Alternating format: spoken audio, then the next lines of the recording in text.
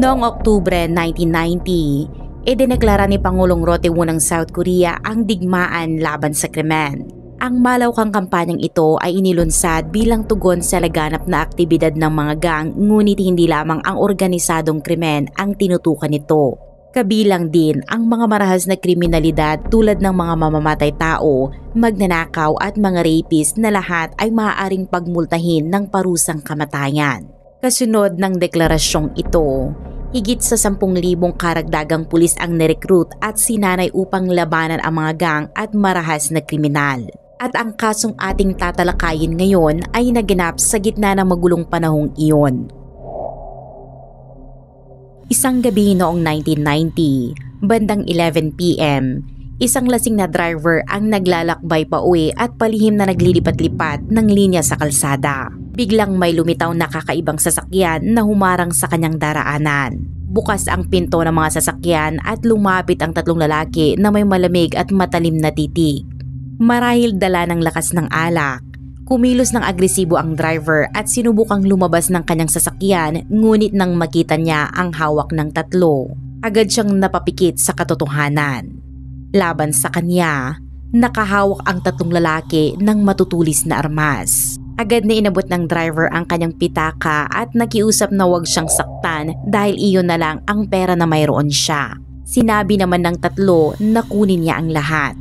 Kinuha nila ang 20,000 won, humigit kumulang 660 pesos at hinila ang driver palabas ng sasakyan bago siya hampasin sa kanal sa tabi ng kalsada at tuluyang tumakas.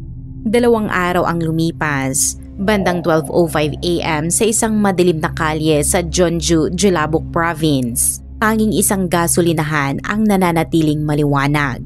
Nang may dumating na kotse, lumabas ang attendant upang batiin sila at tinanong kung magkano ang gusto nila. Ngunit pareho pa rin ang 3 magnanakaw. Kinuha nila ang kutsilyo, tinakot ang staff at ninakaw ang 300,000 won, tinatay ang 10,000 hanggang 11,000 pesos noong panahong iyon. Hindi rito nagtapos ang kanilang krimen. Sumunod nilang pinuntahan ang harap ng isang hotel sa Sunwidong District ng Incheon kung saan tinakot at sinaktan nila ang isang nagdaraan at ninakaw ang 380,000 won. Tinatay ang humigit kumulang 12,780 pesos noong panahong iyon.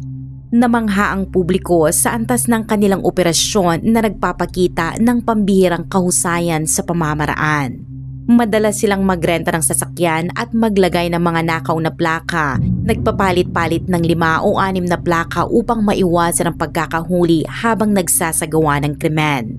Hindi rin limitado sa iisang lugar ang kanilang teritoryo. Kumakalat sila sa buong bansa mula Gyeonggi at Gangwon provinces hanggang Daejeon at Jeollabuk-do, palipat-lipat sa ibang lugar upang magnakaw.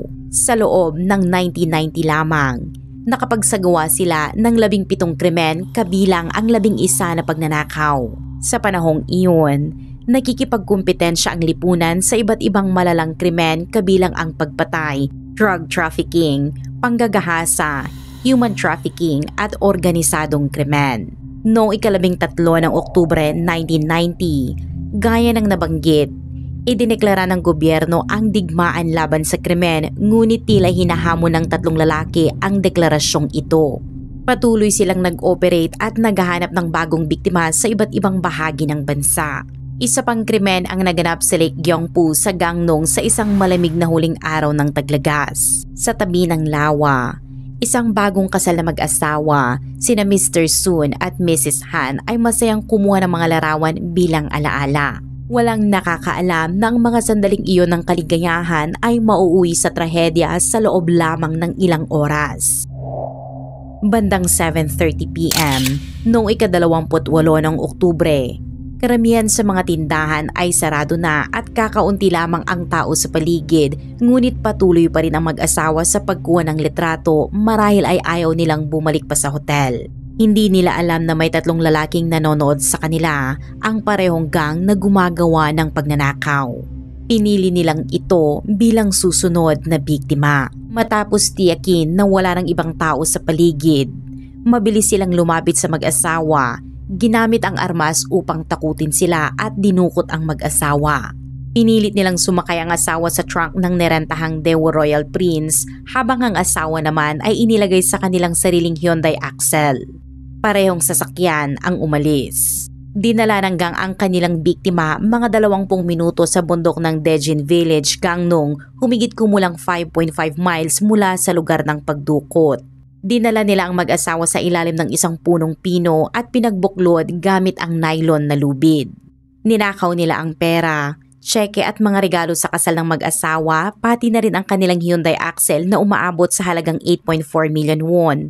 Humigit kumulang 282,800 pesos noong panahong iyon. Sa kabutihang palad, hindi nila pinatay ang mag-asawa at iniwan lamang silang nakatali sa puno. Kalaunan, natagpuan sila ng isang lokal at agad na tinawagan ng pulisya. Samantala, masaya ang tatlong magnanakaw sa kanilang nakuha, cash at 2 sasakyan at bumalik sa kanilang bayan sa Incheon. Pagdating sa Incheon kinabukasan ng madaling araw, mula sa bar papunta sa isa pang bar, walang humpay nilang ginastos ang nakaw na pera sa karaoke. Nakakabiglang isipin na ang tatlong lalaking ito na ilang oras lamang ang nakalipas ay nagbanta at nagdukot ng bagong kasal ay nagmimiyagaw sa karaoke bars na parang walang nangyari. Lahat ng ito ay nagmula sa Incheon at bawat isa sa kanila ay may mahabang record ng kriminalidad na palipat-lipat sa kulungan dahil sa iba't ibang kaso ng pagnanakaw, pananakot, pagnanakaw ng gamit at pananakit. Kabilang sa kanila si Lee Song-jun, 31 taong gulang na may 8 nakaraang convictions. Sa taas na 5 feet 11 inches, may matinding presensya at karaniwang may dala na lagari. Nagsimula ang kanyang marahas na pag-uugali noong high school kung saan kilala siya bilang Ilzen. Isang salitang tumutukoy sa troublemaker o thug at madalas nakikipag-away. Tumigil siya sa pag-aaral sa ika-9 na baitang at halos hindi na nag-aral. Walang disenteng trabaho. Siya ay 31 taong gulang na lalaki na wala pang naitayo sa kanyang buhay. Mayroon siyang kasintahan na si Shin Hye-suk, 22 taong gulang, 9 na taon na mas bata sa kanya at taga Daejeon. Sa panahong iyon, nagtatrabaho si Hye-suk sa isang travel agency at nagtuturo ng Bible study sa mga bata tuwing Sabado at Linggo. Sa panlabas, siya ay isang karaniwang kabataan. Bago niya nakilala si Song-jun, siya ay na-engage na. Nasa kalagitnaan na ang paghahanda sa kasal nang madiskubre niyang niloloko siya ng kanyang fiancé kaya kinansela ang kanilang engagement. Sa panahon ng kanyang pagkabigo, inimbitahan siya ng isang kaibigan sa nightclub upang pansamantalang makalimot. Dito niya nakilala si Song-jun sa pamamagitan ng sistema ng club at pagkatapos ng gabing iyon, tuluyan nang nahulog si Hye-suk sa kanya. Palagi siyang dinadalhan ng pulang rosa sa bahay at sinadyang habulin ni Song-jun. Maayos ang itsura, gwapo at mataas ng 6 na talampakan. Inilahad niya kay Hye-suk na nagmula siya sa mayamang pamilya at nagmamay-ari ng isang restaurant. Lahat ng ito ay kasinungalingan, ngunit noong panahon bago ang internet, walang paraan upang mapatunayan ang kanyang sinasabi. Madali lamang maniwala ang mga tao kaya hindi nagduda si Hye-suk at tuluyang nahulog ang loob niya. Ilang sandali lamang ang lumipas, dinala siya ni Song-jun upang makilala ang kanyang ama at ipakilala bilang siya ang babaeng gusto niyang pakasalan. Dahil sa dami ng nararamdaman, masaya niyang sinalubong ang pamilya. Ngunit bihira magbago ang tunay na ugali ng tao. Hindi nagtagal, lumitaw ang totoong karakter ni Song-jun. Ang matatamis na salita at pangako na aalagaan siya ay pinalitan ng marahas na kilos.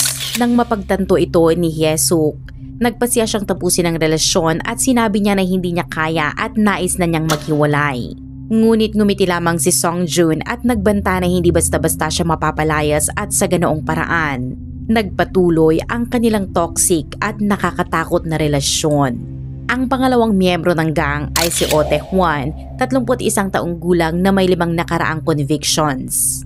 Nagtapos siya sa isang technical college sa Incheon at nagtrabaho sa iba't ibang trabaho, ngunit hindi niya matagal na napanatili ang alinman sa mga ito. Nagtrabaho siya sa insurance sa isang kumpanya ng kahoy at kamakailan bilang taxi driver. Subalit dahil sa madalas na pag-inom, magulong ugali at mahinang karakter, mabilis siyang tinanggal sa taxi company. Hindi rin maganda ang kanyang buhay pamilya. Bagamat may asawa at 2 anak si Tejuan, hindi masaya ang kanilang pagsasama.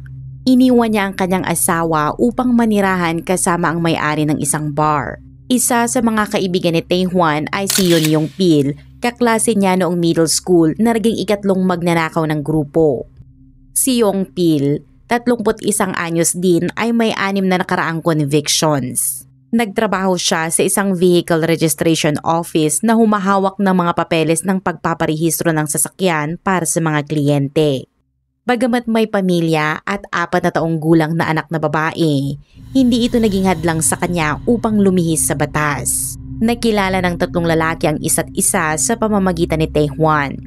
Madalas silang magkasama, naninigarilyo ng marijuana at nagkakasama bilang isang grupo. Sa bahay ng isang kaibigan sa Incheon na nagsilbing kanilang base, natagpuan ng pulis ang 2.2 pounds ng marijuana. Naghihigaan sila sa droga, labis na umiinom at sabay-sabay na nagnanakaw. Kahit nasa ilalim na ng gobyerno ang digmaan laban sa krimen, tila wala silang pakialam sa sitwasyon at patuloy pa rin sa kanilang mga krimen gamit pa ang sasakyan na ninakaw mula sa bagong kasal. Samantala, matapos matagpuan ng mga lokal ang bagong kasal at i-report sa pulisya, nahirapan ang gangnong pulis na magkaroon ng konkretong lead sa investigasyon, ngunit isang breakthrough ang naganap noong gabi ng 11 ng Nobyembre, bandang 8:30 PM, 4 na araw matapos ang pagnanakaw sa bagong kasal. Si Song Jun, isa sa mga 3 magnanakaw, ay nagmamaneho sa Incheon gamit ang ninakaw na Hyundai XL kasama ang kanyang asawa na si Hyesuk. Pinalitan nila ang plaka ng sasakyan upang maiwasan ang checkpoint ng pulis, ngunit sa isang intersection, bumangga si Song Jun sa isang taxi. Galit na lumabas ang taxi driver at hinawakan ang kanyang kwelyo. Nag-alala sina Song Jun at Hyesuk at tumingin sa paligid bago lumabas ng sasakyan. Nasa loob sila ng ninakaw na sasakyan at bukod pa rito, si Song Jun ay hinahanap na rin ng pulis dahil sa hit and run na aksidente sa motorsiklo bago pa man ang pagnanakaw sa bagong kasal. Gumamit siya ng identification ng kanyang nakababatang kapatid at nagsuot ng salamin upang itago ang kanyang pagkakakilanlan. Nang mapagtanto nila ang sitwasyon at nalaman na paparating ang pulis, agad silang naghawak kamay at tumakas. Hinabol sila ng taxi driver, ngunit biglang hinugot ni Song Jun ang isang armas at marahas na lumaban. Hindi nagawa ng driver na humarap sa armadong lalaki, kaya kinailangan niyang hayaang makatakas sina Song Jun at Hyesuk at iniulat ang hit and run sa pulis. Pagdating ng pulis sa lugar, natagpuan nila ang inabandona na XL. Sa investigasyon, natuklasan na ito ang sasakyan na ninakaw mula sa bagong kasal sa Gangnung. Sa loob ng sasakyan, natagpuan ang bankbook na pag-aari ni Miss Choi, kasintahan ni Oh Tae-hwan. Kapansin-pansin na bukod sa asawa, nakatira si Tae-hwan sa may-ari ng bar at may isa pang kasintahan. Bukod pa rito, natagpuan ng pulis ang isang tear gas gun sa sasakyan. Bagamat maaaring gamitin ito para sa self-defense, kinakailangan ng permit mula sa lokal na estasyon ng pulisya upang makabili. May serial number ito na pwedeng itrace sa may-ari at lugar ng pagbili, at nang sinuri ang pagmamay-ari ng armas, nakarehistro ito kay Oh Tae-hwan. Sa puntong iyon, si Song Jun ang nagmamaneho kasama si Hyesuk, ngunit natagpuan sa sasakyan ang tear gas gun ni Tae-hwan. Kasama rin ang bankbook ni Miss Choi na nagbigay daan sa teorya na maaaring sinadyang ipasok ni Song Jun ang armas upang ma-frame si Tae-hwan. Ang dahilan, ipinakita ni Tae-hwan ang interes kay Hyesuk at paulit-ulit itong sinabihan na si Song Jun ay kriminal at may nakaraang convictions. Hanggang sa puntong ito, hindi pa alam ng pulis ang tungkol kay Song Jun at kay Hyesuk. Sa simula, inisip ng pulis na sina Tae-hwan at ang kasintahan niyang si Choi ang kumuha ng sasakyan at tumakas pagkatapos ng insidente. Ngunit nang imbestigahan ang may-ari ng bankbook, nalaman nilang si Miss Choi ay mula sa Daejeon na nagbunsad ng kooperasyon sa pagitan ng Incheon Police at East Daejeon Police Station. Unang inusisa ng pulis si Miss Choi tungkol sa aksidente. Tinanong siya kung siya at ang kasintahan ay sanhi ng hit and run at kung bakit ninakaw nila ang sasakyan. Tumanggi si Miss Choi at sinabing wala siyang alam tungkol sa hit and run. Ngunit nagbigay rin siya ng impormasyon na narinig niya ang kanyang kasintahan na nagsasabing kagagawa lamang nito ng malaking trabaho sa Gangnong at malamang na siya at ang kanyang kasamahan ang nagnakaw ng sasakyan. Mula sa testimonya niyang ito, nakakuha ang pulis ng lead tungkol sa pagkakasangkot nina Songjun at Yongpil sa krimen. Isa pang mahalagang ebidensya ang lumitaw nang ginamit ang mga tseke na ninakaw mula sa bagong kasal sa Gangnong sa isang bar at natukoy na ang gumagamit ay si Songjun. Higit pa rito, may isang nakasaksi sa pagnanakaw ng bagong kasal. Isang middle school student na nakikita sa kotse ng magnanakaw at naalala pa ang plaka. Habang umuusad ang investigasyon, ipinakita ng pulis ang mga larawan sa mga biktima, ang taxi driver at ang bagong kasal. Pinagsama ang lahat ng nakalap na impormasyon at napatunayan na sina Songjun, Taehwan at Yongpil ang mga magnanakaw at ang babaeng sangkot sa hit and run ay si Hye-suk. Agad na naglabas ng warrant ang pulis at sinimulang hanapin ang 4 na suspect, ngunit lumipas ang oras na walang malinaw na progreso. Noong ika-10 ng Nobyembre, 12 araw matapos ang hit and run incident, nakatanggap ang pulisya ng isang tawag. Ayon sa tumawag, may kaibigan daw siyang nagngangalang Hye-suk at ang mga lalaking kasama nito ay mukhang kahina-hinala kaya't nakiusap siyang tulungan sila. Ang tumawag ay si Miss Park mula sa Daejeon, kaibigan ni Hye-suk. Nang araw na iyon, tinanong daw siya ni Hye-suk kung gusto niyang pumunta sa Mount Jirisan at sinabi rin itong may ilang lalaking sasama.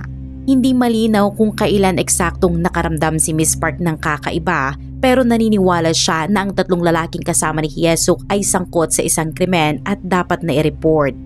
Hindi rin tiyak kung bakit nagpasya siyang tumawag sa pulis dahil ayon sa iba, si Hye-suk mismo ang humiling na magsumbong siya, bagay na sinabi ng abogado ni Hye-suk kaya maaaring may pagkiling.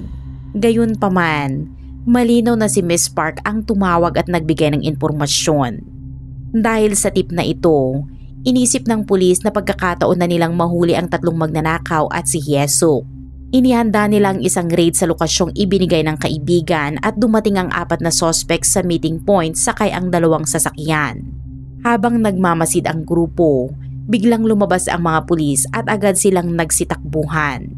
Nagkaroon ng barilan sa gitna ng kalsada sa Daejeon. Agad na nahuli sina Taehwan at Hye-suk, ngunit sina Songjun at Yongpil kahit tinamaan sa dibdib at ulo ay nakatakas pa rin. Nawalan ng bakas ang pulisya. Pagkatapos maaresto sina Taehwan at Hye-suk, natagpuan ng pulis ang 2 sunatang sasakyan na ginamit nila.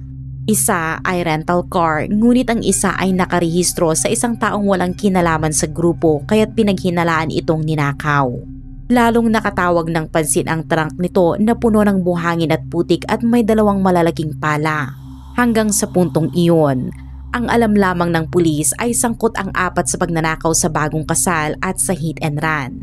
Ngunit sa pagkakatuklas ng kahina-hinalang sasakyan na may maduming trunk at mga pala, naging malinaw na may mas mabigat pang krimeng nakatago sa likod nito. Nang ininteroga sina Taehwan at Hye-suk, ang kanilang mga pahayag ay nagpasiklab ng pagkabigla. Bumalik ang kwento sa ika-1 ng Nobyembre sa araw ng hit and run. Ginagamit nila Songjun at Hye-suk ang Hyundai Accel na ninakaw sa bagong kasal nang mabangga nila ang taxi at tumakas. Pagkatapos noon, ginastos nila ng walang ingat ang perang nakuha nila.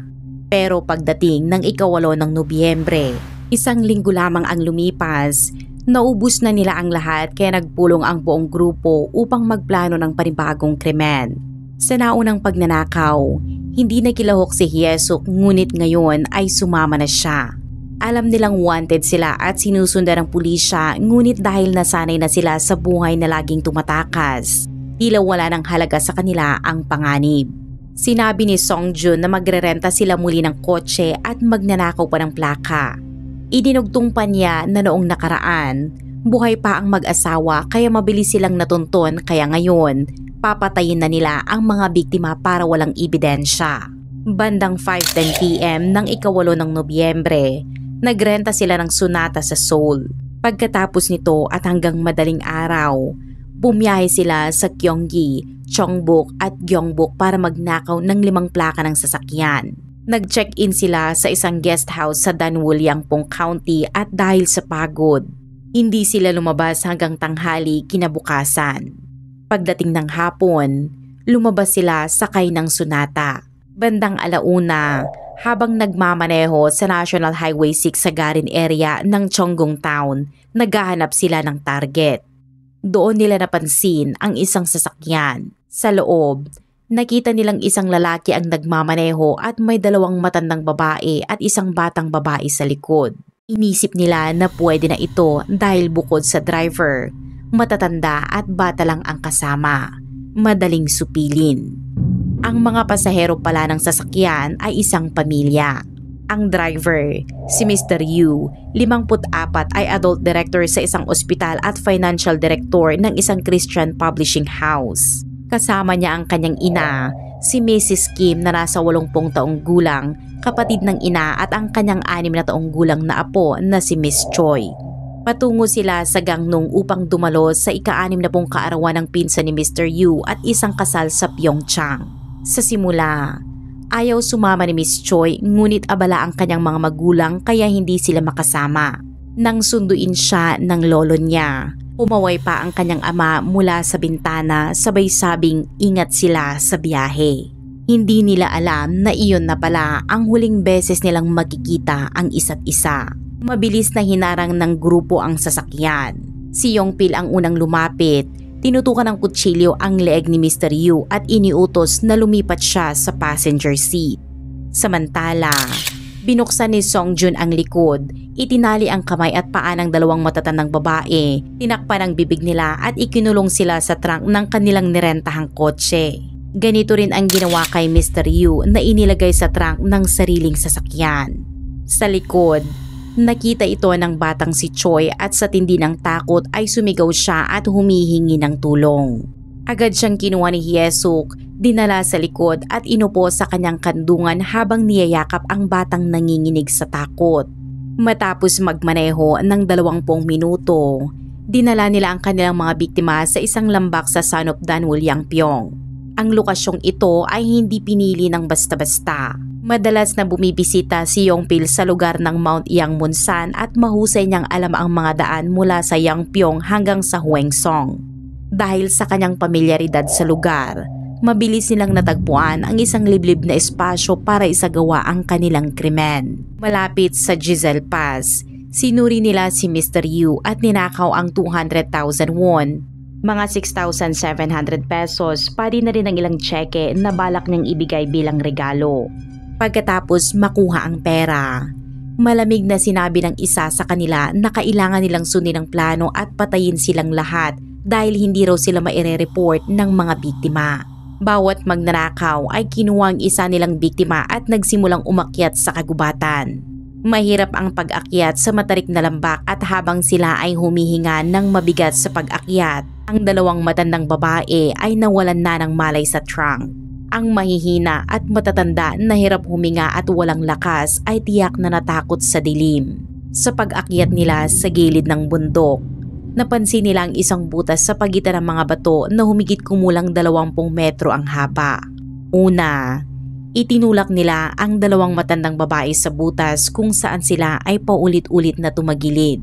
Pagkatapos, ginamit nila ang 2 palang dinala mula sa guest house na pinahiram sa kanila matapos nilang magpaliwanag na kailangan lang nila ang pala para dalawin ang puntod ng ama. Tinakpan nila ang mga babae ng mga bato at putik. Sa puntong ito, parehong buhay pa ang 2 babae.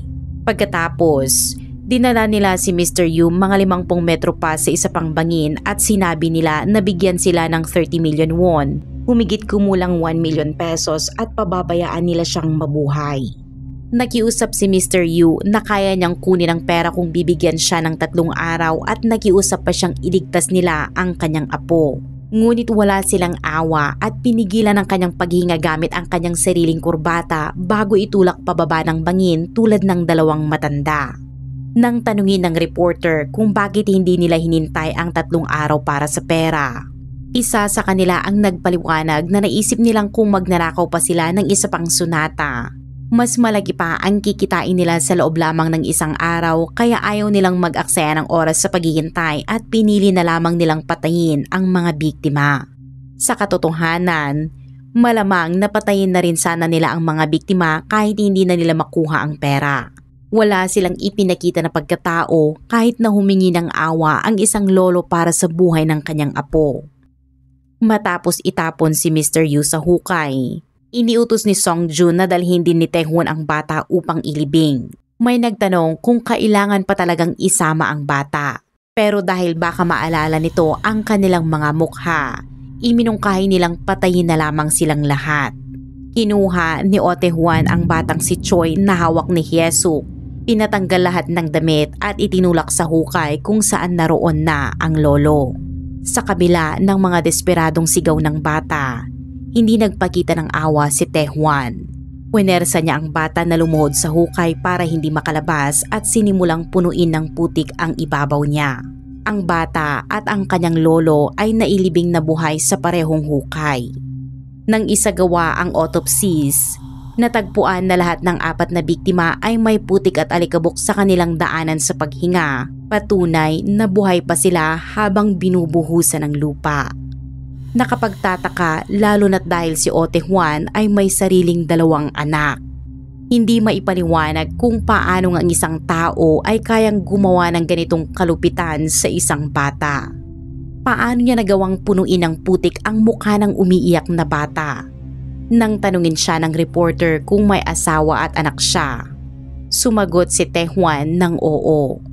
Pagkatapos ng pagpatay sa 4 na miyembro ng pamilya, bumalik hanggang sa kanilang mga sasakyan sa 2 nirentahang kotse, 2 sa kotse ni Mr. Yu at tumakas patungong Anyang Gyeonggi Province.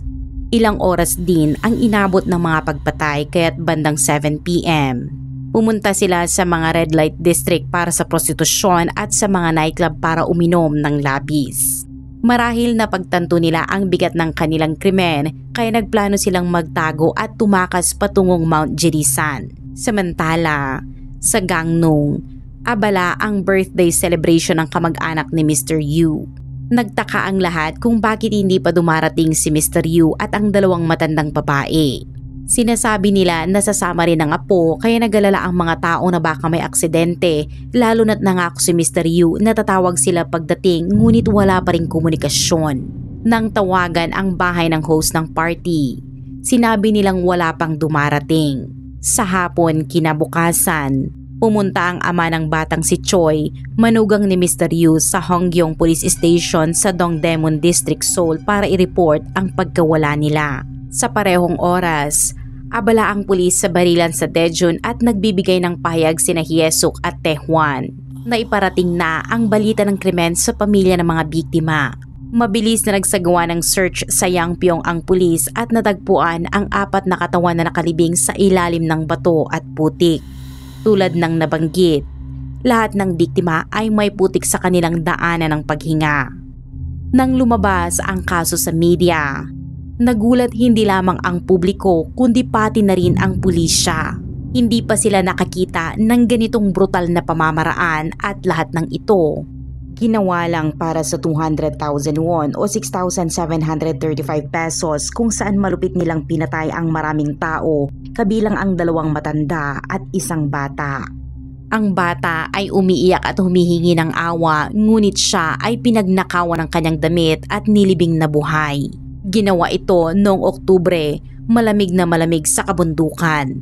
Maraming nagtataka kung bakit kailangang hubarin ang damit ng bata sa ganitong kalamig.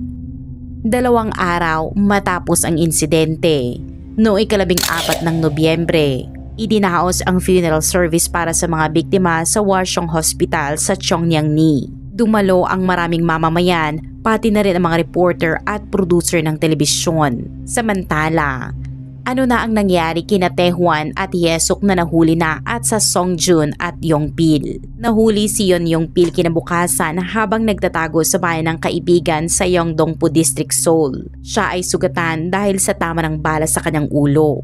Nang tanungin ng pulis tungkol sa kinaroroonan ni Songjun, sinabi niya na hindi niya alam pero malakas ang pagdurugo ni Songjun kaya hindi siya nakalayo. Nang sinaliksik ng pulis ang paligid, natagpuan nila si Song Jun na patay na sa bubong ng isang apartment sa Daejeon. Siya ay tinamaan sa dibdib at namatay dahil sa labis na pagdurugo. Ang natitirang tatlo, sina Yongpil, Taehwan at Hye-suk ay dinala sa paglilitis lamang 11 araw matapos ang kanilang indictment, isang pambihirang bilis sa kasaysayan. Tulad ng nabanggit, mas mababa sa isang buwan mula nang ideklara ng gobyerno ang kanilang war on crime. Habang determinado ang gobyerno at pulisya na parusahan ang lahat ng kriminal, tila minamalit ng kasong ito ang kanilang pagsisikap na lalo pang nagpainit ng ulo ng publiko. Tanong ng marami, anong klaseng digmaan sa krimen ito? Kung nahuli sana ang gang mula sa kaso ng newlyweds, marahil ay napigilan ang mga pagpatay na ito.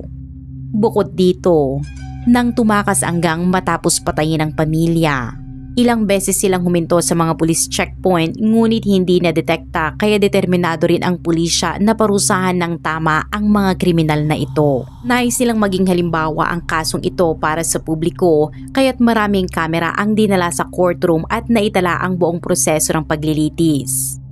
Nang magsimula ang paglilitis, hiniling ng mga prosecutor ang death penalty para sa tatlo. Nang tanungin ng hukom kung inaamin nila ang kanilang mga krimen, tumango sina Oh Tae-hwan at Yeon Yong-pil ngunit si Shim Hye-suk at ang kanyang abogado ay nagkaroon ng maraming pagtutol. Una, sinabi nila ng investigasyon ay isinagawa ng wala siyang abogado at kahit na ang pagtatanong ng prosecutor ay mabilis na natapos. Ang abogado ni Hye-suk ay nagreklamo at humiling ng bagong interogasyon na una ay tinanggihan ngunit kalaunan ay tinanggap. Bukod dito, maling ipinakita sa record ng investigasyon at korte na may abogado mula sa simula ng pagtatanong. Puno ng reklamo ang abogado ni Hye-suk at nanganganib na magsampa ng kaso laban sa hindi patas na paglilitis ngunit paano maihahambing ang mga pagkukulang sa proseso sa sakit na dinanas ng mga biktima. Sa kabila nito, nagpatuloy ang paglilitis nang halos hindi pinansin ang mga pagtutol.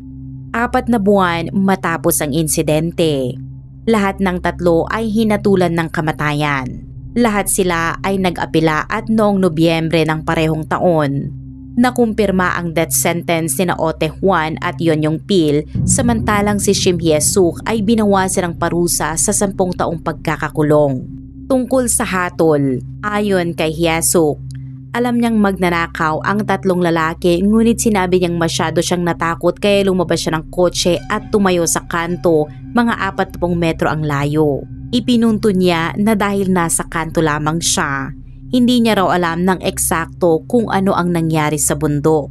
Ito ang naging pangunahing depensa niya. Gayunpaman, nang sabay silang iniimbestigahan ni Hye-suk at Oh Tae-hwan, sinabi ni Tae-hwan sa investigador na siya at ang kanyang mga kasamahan ang naglibing sa pamilya ngunit agad namang iginigiit ni Hye-suk na hindi niya alam na inilibing ang mga biktima. Ito ay mga pahayag lamang ni Hye-suk. Ipinaglaban niya at ng kanyang abogado na siya isang biktima at ang pagnanakaw ay ginawa ng 3 lalaki. Dahil patay na si Song Jun, sinabi rin ni Tae-hwan at Yong-pil na siya ang pangunahing salarin. Tila may katanggap-tanggap na depensa si Hye-suk kaya siya lamang ang nakaligtas sa death penalty at nakatanggap ng 10 taong hatol.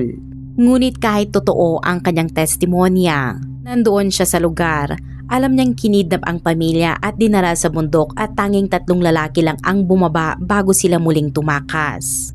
Ayon kay Hye-suk, tinanong niya ang mga lalaki tungkol sa pamilya at sinabi nilang ginapos lang sa puno kaya iginiit niya na hindi niya alam na sila ay patay na. Ngunit kung talagang hindi siya kasali, dapat ay inireport niya ito sa pulis. Sa lamig noong Nobyembre, iniwan nila ang pamilya at tumakas kaya ang pagpapanggap na walang alam at ngayon ay sabihing biktima ay walang katuwiran. Bilang abogado, ipinaglaban niya ang depensa ni Hye-suk at noong ika-24 ng Pebrero 2012, sinabi sa Hankura newspaper na si Shim Hye-suk ay hindi kasali sa krimen at siya ang pinakamalaking biktima. Nagsilbi siya ng halos 8 taon bago maparol noong 1998 at pagkatapos, nag-enroll siya sa Creative Writing Department ng Seoul Arts University ngunit di naglaon. Na-diagnose siya ng stomach cancer at pumanaw noong 2003 sa edad na 35. Samantala, si Yongpil ay pinarusahan ng kamatayan noong Disyembre 1992, isang taon matapos ang sentencing at pumirma ng dokumento para i-donate ang kanyang katawan at humingi ng tawad. 2 taon matapos ito, noong Oktubre 1994, pinatawan ng kamatayan si Ote Juan at pumirma rin siya ng donation papers. Ang kanyang huling salita ay naniniwala siyang hinatulan siya ng hindi patas at hindi direktang nakibahagi sa krimen. Ang kasong ito ay nagiwan ng matinding epekto sa maraming mamamayan ng South Korea. Ito ay isang labis na marahas at nakakagulat na krimen na nagbubukas ng tanong kung tama ba na igalang ang karapatang pantao ng mga ganitong kalupitang kriminal na para sa iilang dolyar. Hindi man lang nakita ang kanilang mga biktima bilang tao. Ano ang inyong opinyon tungkol sa kasong ito? Iwan ang inyong opinyon sa comment section sa ibaba at huwag kalimutang i-like, i-share at mag-subscribe para hindi malampasan ang iba pang matitinding kwento. Maraming salamat sa panonood at magkita tayo sa susunod na video.